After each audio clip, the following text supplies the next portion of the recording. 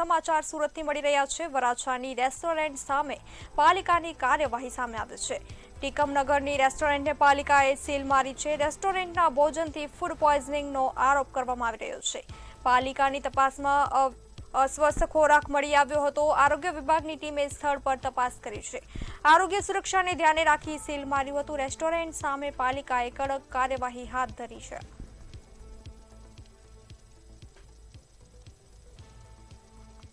સુરત શહેરના વરાછા વિસ્તારમાં આવેલા સીતા રેસ્ટોરન્ટમાં જમવાનું મંગાવતા જે એક જ પરિવારને જે 5 સદસ્ય છે એને ગંભીર હાલતમાં છે। હાલ એક જે છોકરી છે એને એક્સપાયર એટલે મૃત્યુ પણ પામી છે। આપણી જોડે આરોગ્ય અધિકારી છે, એમની જોડે વાત કરું છું। શું કહેશો બેન, આપનું નામ શું છે અને આ રેસ્ટોરન્ટમાં આરોપ લગાવવામાં આવ્યો છે કે અહીંયાથી જે શાક મંગાવવા પછી એ લોકોને ફૂડ સેફ્ટી થયું છે? હું સેજલ વ્યાસ, ફૂડ સેફ્ટી ઓફિસર, સુરત મહાનગરપાલિકા। અમારા વિભાગને પણ ફૂડ પોઈઝનિંગની ફરિયાદ મળી તેવી તરત જ અમારી ટીમ અહીં આવી પહોંચી હતી અને અહીં તપાસણીની કામગીરી હાથ ધરીને જે પણ ખરાબ વસ્તુ હતી તેને નાશ કરાવીને તેઓને નોટિસ આપીને સેમ્પલિંગની કામગીરી હાથ ધરેલ અને અત્યારે તો બાળકીનું મોત થયાની જાણ થતાં રેસ્ટોરન્ટ બંધ કરવાની કામગીરી કરેલ છે। ખાસ કરીને વાત કરીએ, છેલ્લે આપણે અહીંયા ક્યારે ટેસ્ટિંગ કર્યું હતું અને હાલ જે પરિવારને આરોપ છે કે અહીંયાથી શાક મંગાવવાથી એ લોકોને જે 5 વર્ષની દીકરી છે એનું મોત પામ્યું છે। અહીંથી આગળ પણ સેમ્પલિંગ તો થયું જ છે અને એ રીતે દરેકનું સેમ્પલિંગ અને વખતો વખત થતું જ રહે છે અને આગળ પણ થતું જ રહેશે એ રીતે। જે પરિવારનો આરોપ છે કે આમાં ખરાબ હતું, તો આમાં કેટલું વસ્તુ ખરાબ મળ્યું છે?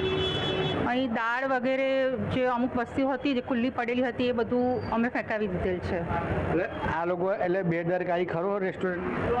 હા, એટલે બેદરકારી તો હતી જ એ લોકોની અને જે વસ્તુ ખરાબ હતી એ લોકો એવું કહે છે કે ઉપયોગમાં નહોતા લેતા, પણ અમને અહીં મળેલ છે। બિલકુલ, જઈને પણ ટ્રાય કરશું। ખાસ કરીને વાત કરીએ જે હિસાબે આ શીતલ રેસ્ટોરન્ટના જે અંદરની વસ્તુ છે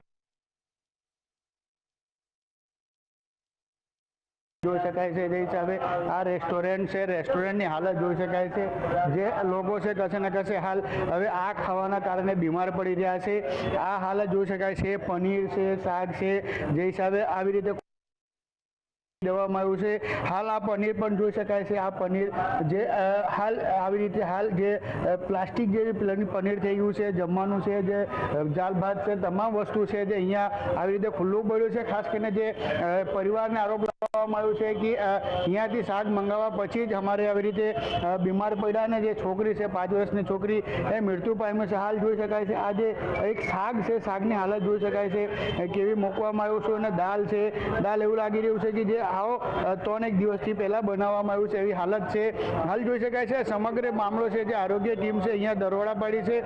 જે આરોગ્ય વિભાગને જે અધિકારી છે એમ કહી રહ્યા છે કે આમાં અમને ભેળસેળ એટલે કે ખરાબ વસ્તુ જોવા મળી રહી છે। ખાસ કરીને આ લોટ જોઈ શકાય છે, લોટની હાલત જોઈ શકાય છે કે કેવી હાલત છે। હાલ જે બનાવવાનું કામ છે એ પણ અહીંયા ચાલુ હતું, પણ જ્યારે ફૂડ વિભાગની જે ટીમ છે અહીંયા પહોંચતા એ કશે ને કશે હવે એ રોકાઈ દીધું છે અને જે સામાન ખરાબ વસ્તુ છે એને ફેંકવામાં આવ્યું છે। હાલ જોઈ શકાય છે આજે તમામ અહીંયાથી જે સાફ સફાઈ હોવી જોઈએ, સાફ સફાઈનો પણ અભાવ દેખાઈ રહ્યું છે।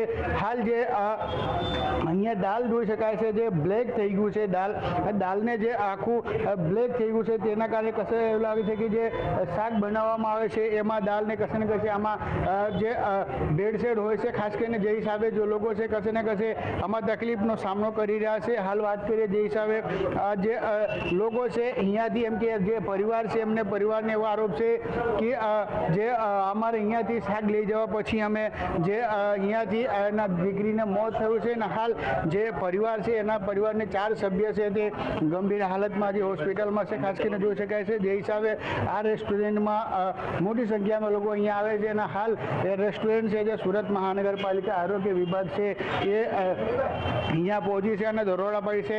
જોઈ શકાય છે જે મહાનગરપાલિકાની ટીમ છે એમ કહી રહ્યા છે કે અહીંયા અમને ભેળસેળ મળ્યું છે એટલે ખરાબ વસ્તુ મળ્યું છે, અમે અહીંયા સીલ મરાવ્યા છે, બંધ કરાવ્યા છે, જે ખરાબ વસ્તુ હતું એને ફેંકાઈ દીધું છે। પણ પરિવારને આરોપ છે કે અહીંયાથી જે અમે શાક લઈ ગયા હતા ત્યારથી અમને ફૂડ પોઈઝનિંગ થયું છે, જેમાંથી 4 છે જે ગંભીર હાલતમાં છે, જે એક 5 વર્ષની દીકરી છે એનું મોત નીપજ્યું છે। પણ હાલ જે સુરતની આરોગ્ય વિભાગ ટીમ છે એ અહીંયા તપાસ કરી રહી છે। પણ ખાસ કરીને વાત કરીએ જે હિસાબે આવી રીતે ઘટના બની જાય ત્યારે સુરત મહાનગરપાલિકાની આરોગ્ય ટીમ જાગતી હોય, પણ એના પહેલાં કોઈ દિવસ સાફ સફાઈ કે ચેકિંગ કરવા આવતા નથી એવું પણ લોકોમાં ચર્ચા છે। કેમેરામેન શેખ સાથે દીપક રામન, ટીવી ન્યૂઝ, સુરત।